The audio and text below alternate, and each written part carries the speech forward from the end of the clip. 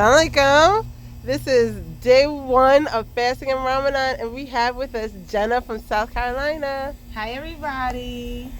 So, I was asked by my wonderful friend Aaliyah to talk about a subject pertaining to Ramadan.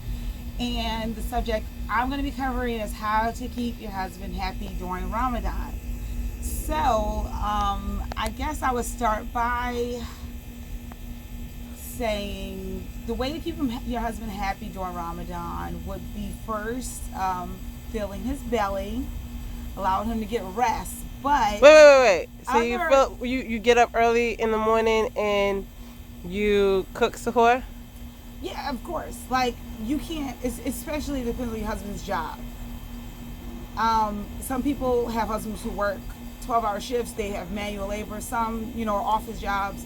Some may own their own business. But if you know specifically if your husband's working hard, then you're going to feel more inclined to make a nice, big, hearty, Give me an example. What do you make for sahur? What I will make something that's going to last him through the day. Like, I will make some grits. I'll make some eggs. I'll make some bacon. Have some juice on the side, maybe a little bit of grapefruit, some fruit or something like that. But give him a meal that's not going to, come hour 4, he's hungry again. Something that's going to stick to his bones. Okay, so grits, eggs, and bacon will stick to your bones for the whole day of Ramadan? If my husband likes bread, I would give him some bagels or some... This is all one meal? Yes. Dang, let me come to your house.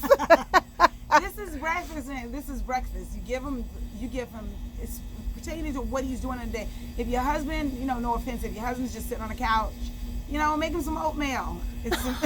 Oatmeal works very well during Ramadan. And some fruit on the side. Because, we you make your meal bigger in Ramadan. So you make your meal according to how he works. Exactly. So if he's a hard worker, you make him a big meal. My husband's a hard worker. He does 12-hour shifts. So my husband's going to have bacon, eggs. He's going to have some, some French toast, or he's going to have a waffle on the side or something. Wait a second, but what if he sits at home and works? If he sits at home and works, like on a computer or something like that? Yeah. Okay, so then we already know he's sitting for a long time, so we want to give him something more lean. You know what I mean? Because in Ramadan, of course, with the blessings of Ramadan, we want to get all the blessings we can and stay in our nafs and, stop from doing things that we normally, our nafs allow us to do. But we also don't want to gain weight in Ramadan because that's embarrassing. Like, I gained 5 pounds in Ramadan. I gained weight last year. That's not good. I gained about 5 pounds last year. Because if your husband's gaining weight during Ramadan... What about your wife gaining weight?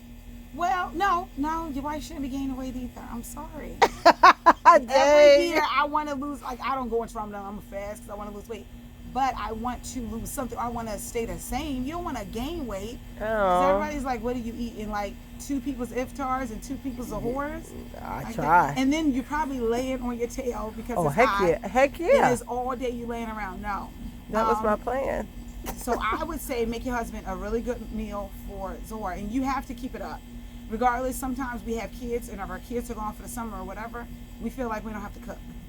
Yep. Your husband's still there. Make him a priority, and then he feels special, especially if your kids are gone and you're catering towards just him. Make him a breakfast. And check in with him during the day. How are you feeling? But you can't do anything for him if he's... sometimes you want to just hear your voice, checking in. Even if you text him, baby, you okay? I know it's hot out there.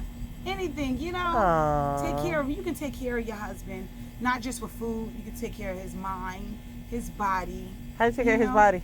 How you take care of his body? You said it, I did. Okay, well, you encourage him to bathe when he gets home.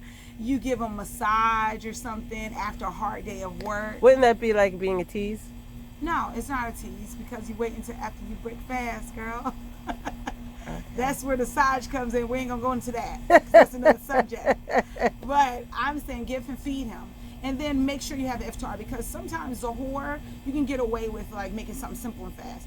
But iftar to me is more important than Zohar. I'm not going to say it's more important. It's more essential because they're coming home. Okay, so now you told me I can't gain weight.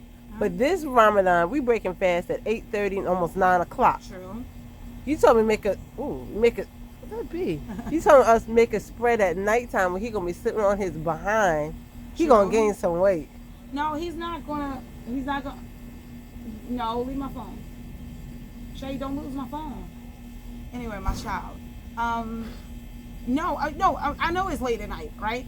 But honestly, the more Ramadan, if you start at the beginning around the first week, sure, they're going to eat a lot, but you know your iftars are going to get lighter and lighter because everybody's eyes are bigger than their stomach.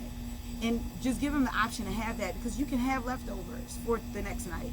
But give them the option of the sight of variety of to make it look eat, beautiful. Make it look good. And if he only eats a little bit, I'm a firm believer in leftovers. Have leftovers. But you have to have zuhur and you have to have iftar. I mean, Allah just says that, y'all. Come on now. But you're saying it's the wife's responsibility to make sure. Yes. Especially, I mean, some wives work, right? Yep, I was just about to ask you. When I used to work, and I mean, I still had to deal with dinner. I'm a full-time student and I worked. I get at home at like 7:15. Pick something up. Like, it's a lot of halal restaurants in my area. I would find the cheapest meal. A $10 meal would feed for me, my 2 stepchildren, and my husband. So find a way to bring him something. And if you have to feed a whole family, some people have children, some people just have their husband, their children are gone. So you have to figure out a way, but ultimately it's your responsibility. Unless you share that responsibility, your husband, you say, baby, can you bring something home for dinner? But then make the presentation still nice. So you're saying ultimately, even if he gives you a little bit, it's up to you to make it look beautiful. Yeah, you make it look nice. You know what I'm saying? Even if he brings home the food, which is possible because y'all both might be working, you still make the dustaka. Like, you still serve it. You bring some ice down there. You make some lemonade. You still look like you kind of put toward the meal when you really didn't. May have not put that much toward it. Okay, so we only have like a couple of minutes, so you're gonna have to answer this really quick. You touched on, like, a lot of women are gonna be like, I'm fasting too, I gotta work, it's hot out there, why do I have to always be the one to cook the meal? It's not my job all the time. He's a man, he's a grown man, he can cook for himself. What do you say to that? Well, who's working? Like I said, if you have a husband sitting on the couch. No, what if you're both working? If you're both working and he's doing manual labor in the heat. It don't matter what y'all doing, y'all both work. Okay, y'all both work, then go in half. Say, baby, I'll bring this. Or I'm cooking this, can you bring a salad home? You know, and I'm not saying all 30 days of Ramadan, but I'm bringing, can you bring something to drink?